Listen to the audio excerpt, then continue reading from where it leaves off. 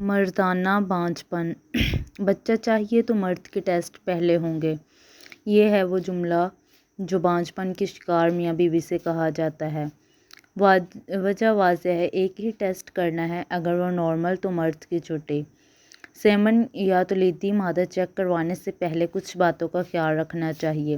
سیمن check کروانے اور جنسی تعلق یا ماسٹربیشن میں 3 یا 4 دن کا وقفہ ہو۔ سیمن جس لیبارٹری سے چیک کروانا ہو اسی میں ماسٹربیشن سے لیا جائے۔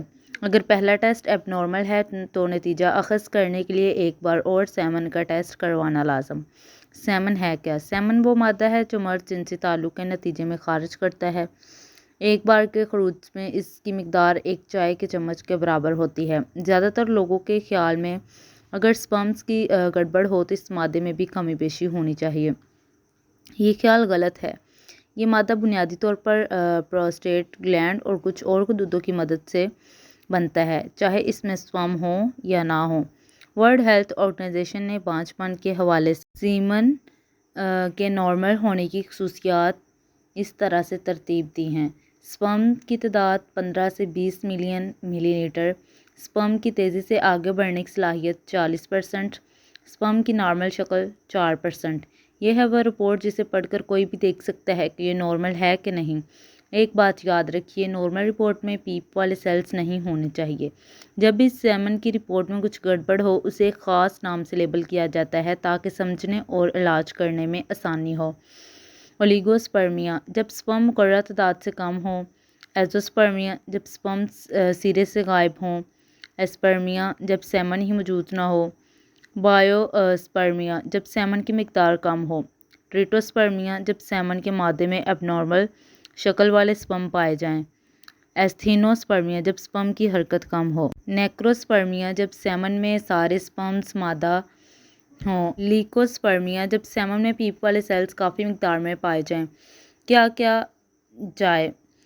کیا جائے؟ اگر سیمن نارمل ہے تو مرد کی چھٹی، لیکن اگر نارمل نہیں تب صاحب کے بہت سے اور ٹیسٹس کروانے کی ضرورت ہے۔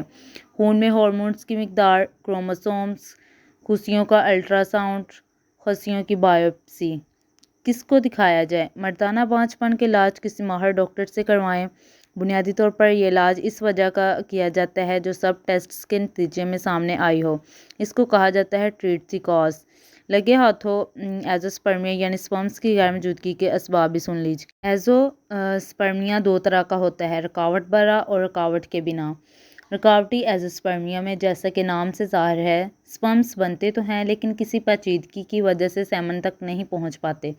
جب بھی خصیوں اور ان کی ملحقہ نالیوں میں کوئی انفیکشن ہو، ضرب لگی ہو، کوئی پرانا آپریشن ہوا ہو یا نالیوں کی رطوبت گاڑھی ہو جائے، سپرمز باہر نہیں نکل سکتے۔ نتیجتاً مادہ تو نکلے گا لیکن بیج سے خالی۔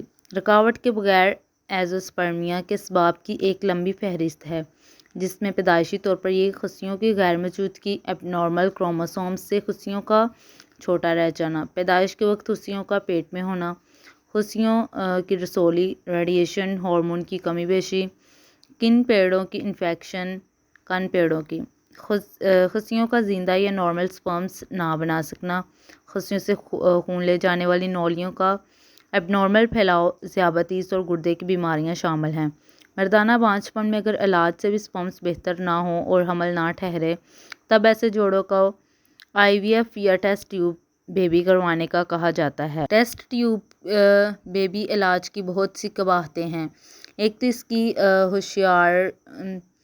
ہوشربا فیس 5-6 لاکھ روپے، دوسرا علاج کامیاب ہونے کی 100% گارنٹی نہیں۔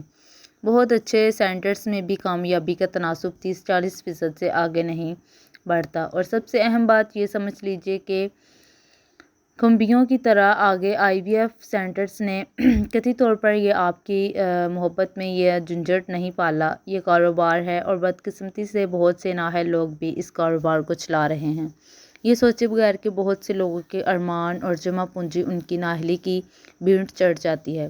چلتے چلتے ایک بنیادی نسخہ مجھ سے سن لیجیے، شاید کچھ بہتری ہو جائے۔ وزن کم کیجیے، خاص طور پر پیٹ، ورزش شروع کیجیے، سگریٹ نوشی چھوڑیے، سادہ کھانا بنا تیل اور چینی کھائیے، اگر الکوہل کا استعمال ہے تو چھوڑ دیجیے، ان سب باتوں کے جواب میں وہ گھسا پٹا جملہ مت کہیے گا کہ فلاں یہ سب کرتا ہے اور وہ بانجھ پن کا شکار تو نہیں ہوا۔